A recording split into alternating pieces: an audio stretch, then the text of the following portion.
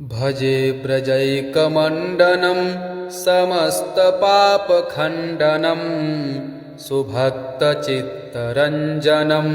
सदैव नन्दनन्दनं सुपिच्छगुच्छमस्तकं सुनादवेणुहस्तकम् अनङ्गरङ्गसागरं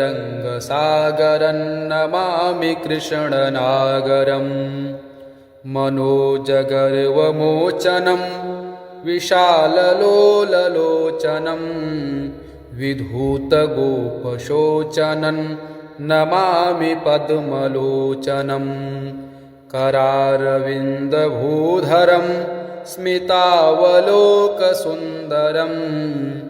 महेन्द्रमानदारणं नमामि कृष्णवारणम्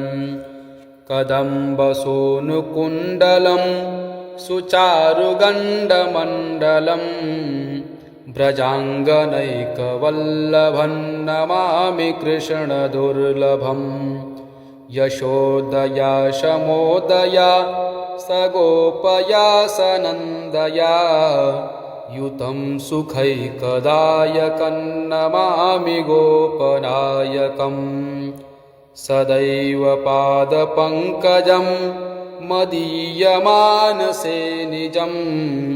दधानमुत्तमालकं नमामि नन्दबालकम्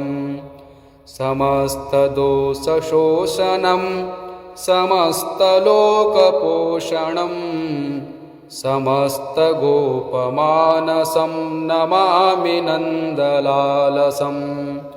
भुवो भरावतारकं भवाब्धिकर्णधारकं यशोमतीकिशोरकं नमामि चित्तचोरकं दृगन्तकान्तभङ्गिनं सदा सदालिसङ्गिनं दिने दिने नवं नमामि नन्दसम्भवम् गुणाकरं सुखाकरं कृपाकरं कृपापरं सुरद्विषन्निकन्दनं नमामि गोपनन्दनं नवीनगोपनागरं नवीनकेलिलम्पटं नमामि मेघसुन्दरं तदित्प्रभालसत्पटम् समस्तगोपमोहनं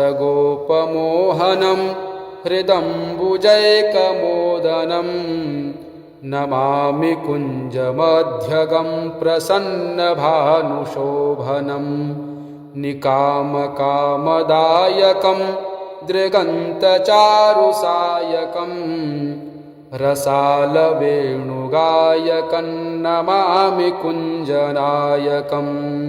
विदग्धगोपिकामनो मनोज्ञतल्पशायिनं नमामि कुञ्जकानने प्रवृद्धवह्निपायिनं किशोरकान्तिरञ्जितं दृगञ्जनं सुशोभितं